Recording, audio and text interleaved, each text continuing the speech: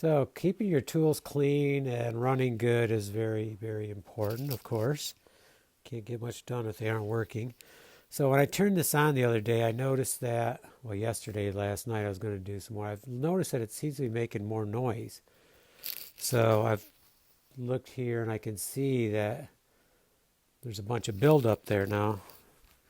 I'm going to make sure this is unplugged. Okay, now we're unplugged here. So if you take, you can see that this is buildup from the pine pitch. And it's pretty solid here. So I'm just going to clean that out. I suspect that's what the noise is from. It almost seems like I did this before over the years. Did a lot of pine boards on here. So the pitch will build up on blades and stuff.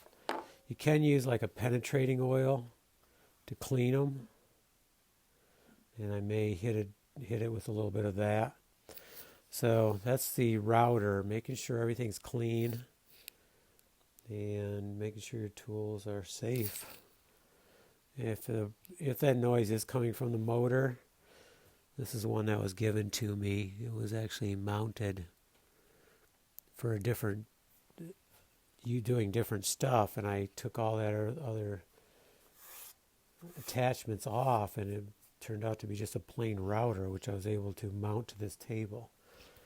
It has worked great. It has the special markings that I normally use on each side so I can be consistent. And the arrow showing which way the board has to go. I didn't do that at first, but I think it's just a good reminder.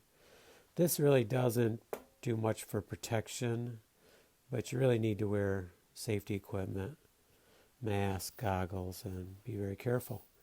Okay, so keeping your tools clean, keeping the pitch off them is always great to do. Okay, let's get to work.